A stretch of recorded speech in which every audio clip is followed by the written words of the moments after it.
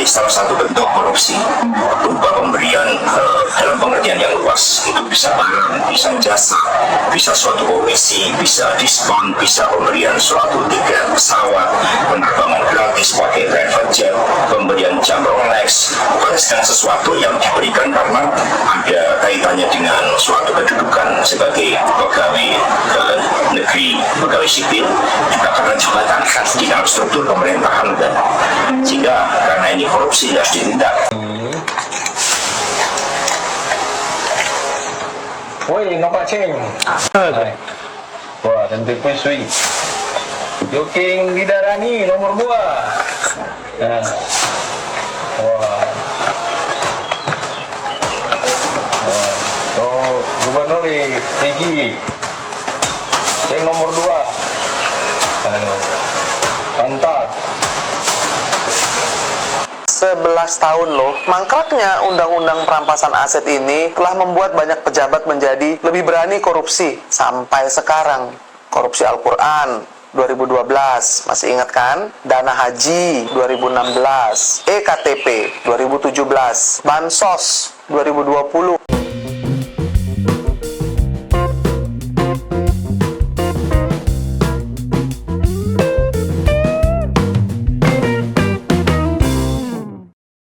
Assalamualaikum warahmatullahi wabarakatuh. Shalom, Om Swastiastu, Nama Budaya, salam kebajikan, salam sejahtera bagi kita semua.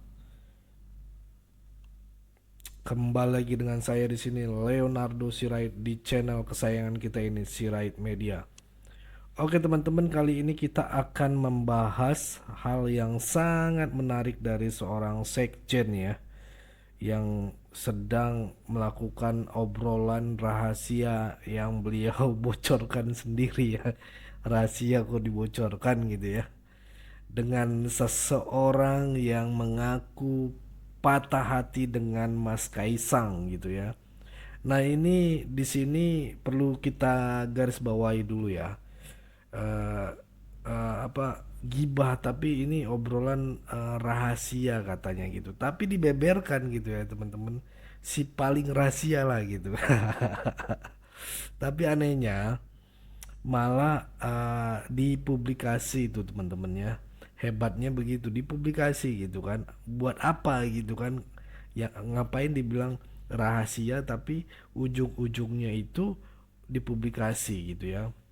Itulah hebatnya kalau orang lagi patah hati gitu ya, maupun sakit hati gitu ya saudara-saudara ya. Oke, tanpa berlama-lama langsung aja kita dulu saksikan videonya, baru nanti kita akan komentar. Dan itu sebenarnya ada pertanyaan, apa sih Pak gratifikasi, dan juga apa kategorinya yang masuk golongan gratifikasi? Gratifikasi itu gini Ferry, salah satu bentuk korupsi berupa pemberian dalam pengertian yang luas. Itu bisa barang, bisa jasa, bisa suatu komisi, bisa diskon, bisa pemberian suatu tiket pesawat, penerbangan gratis pakai private jet, pemberian jam Rolex, bukan segala sesuatu yang diberikan karena ada kaitannya dengan suatu kedudukan sebagai pegawai negeri, pegawai sipil, juga karena jabatan di dalam struktur pemerintahan, dan sehingga karena ini korupsi harus ditindak secara serius. Karena pemberian barang apalagi jam Rolex yang sangat mewah itu dilaporkan kepada KPK, sama dengan Pak Jokowi dulu ketika masih pencitraan menerima gitar dari Metallica, itu kan juga dilaporkan ke KPK. Itu ada lagi laporan gratifikasi. Dan penaltinya itu apa? Ya sesuai dengan tindak pidana korupsinya ya. Tapi menerima barang seharga 10 juta pun itu harus dilaporkan, dan kemudian nanti harus membayar pajak, dan kemudian harus diserahkan kepada negara tergantung nilainya. Dan kemudian sebagai suatu tindak kejahatan korupsi apalagi terkait dengan jabatan pemerintah negara, ini sangat serius implikasinya kalau tidak diproses hukum. Terima kasih Pak. Nampak lagi. Apa ini? Woi, nampak ceng. Wah, tentu pun sui. Joking Bidarani nomor 2. Nah. Wah. Oh, Gubernur Tinggi. Ceng nomor 2. Aduh. Mantap. Wah. Oke.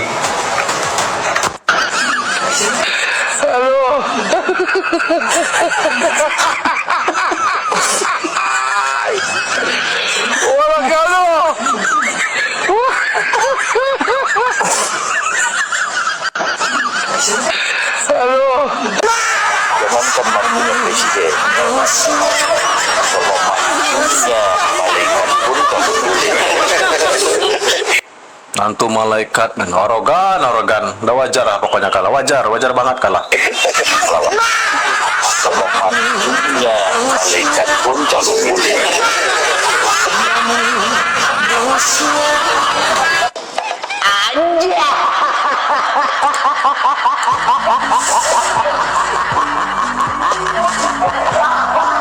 Tapi semua menangis. Para kiai menangis. Ibu Mega. Ya alhamdulillah Pak, nek iso nangis. Nek iso nangis berarti kan iso urip. Ya betul. Nek gak iso nangis berarti wis bongkol. Atau mate. Iso nangis iso guyu berarti iso seneng iso susah. Gak apa-apa Pak, nangis gak apa-apa. Nek penting iki mang gak nangis dhuwit. Nek nangis dhuwit iku lho nyedeno. Nek nangis banyu moto nek gak apa-apa. Nek nangis dhuwit nyedeno. Ngerek dhuwit apa ayu. Terus aku mulai Jawa iki lho nek tuku tiket iki nek nangise dhuwit kan jelas dhuwit ra payu. Ya wis Pak gak apa-apa nek penting sampean sehat-sehat iso nangis iso guyu berarti sampean isih urip durung mate. Sing penting nomor 1 aja nangis dhuwit ya Pak, ngarep dhuwit ra payu. Sudah nyebar sembako, serangan fajar, didukung presiden, mantan presiden. Saya tinggal balikin aja buat masnya ini sudah menyebarkan serangan fajar juga di mana-mana dan juga menyebarkan gas melon sembako bergambarkan Bapak Andika dan calon wakilnya. Tapi kok kalah di kandangnya sendiri, malu-maluin aja. Sudah didukung oleh Amin Rais dan kelompoknya di tempat daerah saya tinggal Jawa Barat. Ya padahal sudah duo Sengkuni lah kira-kira masih juga kalah. Kang Deddy Mulyadi menang telak atas pasangan Bapak JJ Wiradinata dan Bang Rona. Kang Deddy Mulyadi mendapatkan 61% suara, sedangkan yang diusung oleh PDIP hanya mendapatkan 9% suara. Ya, kalah telak. Juga di Medan, Jawa Timur dan Banten, PDIP itu kalah semuanya. Pokoknya di tahun 2024 ini PDIP ini hancur lebur oleh siapa? Oleh para kader-kadernya sendiri yang seringkali memframing negatif keluarga Pak Jokowi. Akhirnya imbasnya terkena siapa? Terkena diri sendiri ya.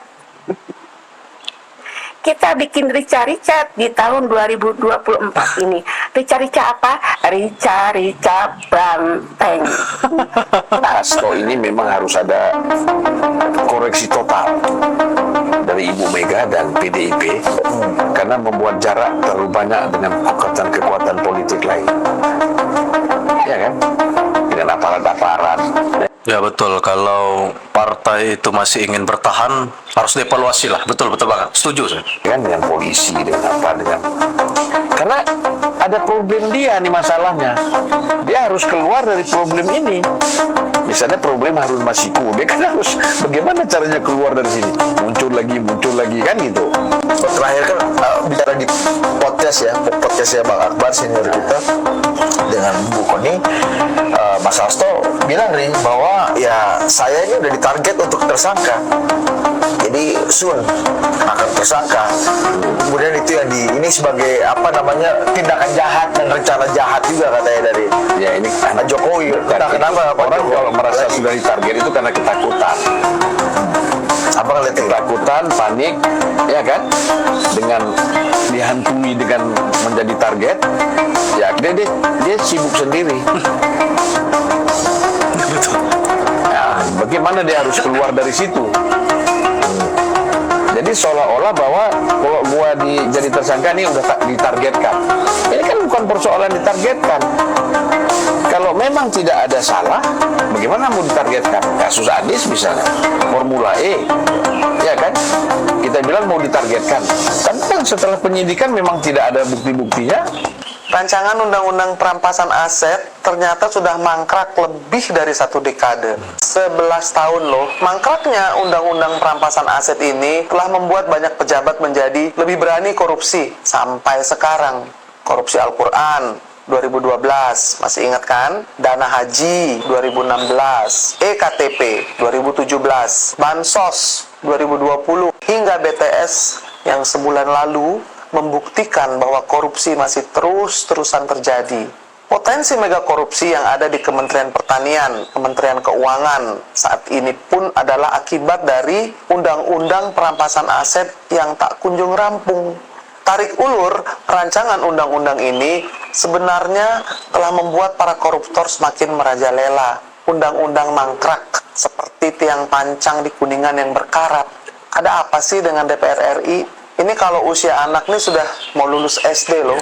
DPR yang saat ini menjadi lembaga terkorup di Republik ini semestinya malu. Malu karena lelet, malu karena tidak peduli terhadap keinginan rakyat. Undang-undang ini bisa memiskinkan koruptor. Harus segera disahkan agar para koruptor jerah. PSI akan mengawal peraturan ini sampai jadi dan harus jadi.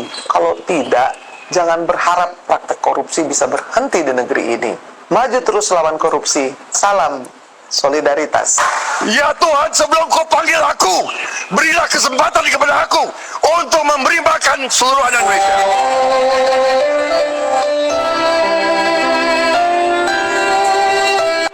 Merinding, big merinding.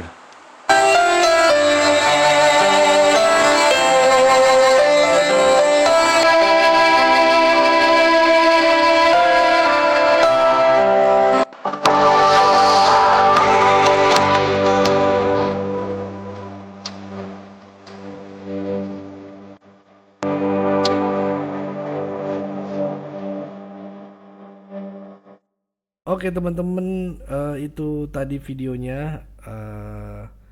Pokoknya beribu-ribu syukur lah ya atas kerja pemimpin kita dengan orang-orang baik tentunya ya, bukannya orang-orang yang salah gitu ya. Pak Prabowo Subianto orangnya benar-benar ikhlas ingin mensejahterakan rakyat Indonesia. Begitu juga Pak Jokowi, orang yang sangat ikhlas ingin memajukan rakyat Indonesia, terutama masyarakat kalangan bawah gitu ya, wong cilik gitu ya. Dan ada Pak Wapres kita yang masih muda yang gebrakannya sangat luar biasa teman-teman. Dan saya yakin kader Banteng mengatakan kalau tidak ada PDIP, Pak Jokowi tidak akan bisa menjadi presiden.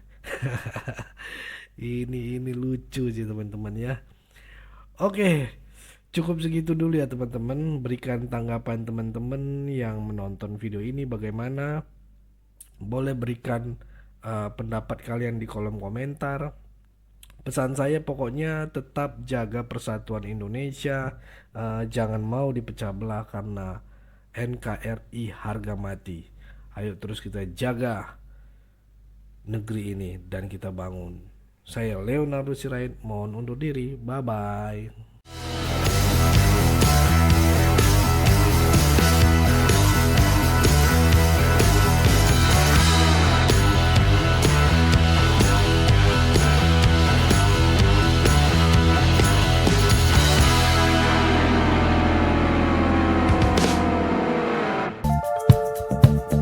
Kawan-kawan yang mau mendukung Sirait Media, boleh melalui rekening ini dan bisa melalui Kris Mobile Banking ini. Dengan cara scan barcode Kris ini di mobile banking, kawan-kawan.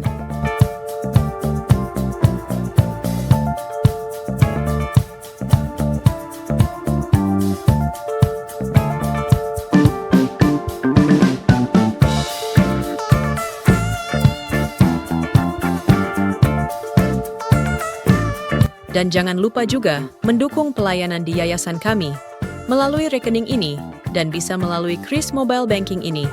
Dengan cara scan barcode Kris ini di mobile banking, kawan-kawan. Berapapun itu sangat berguna bagi pelayanan kami. Mari terus kita suarakan suara rakyat jelata dan terus berdampak bagi Indonesia. Terima kasih.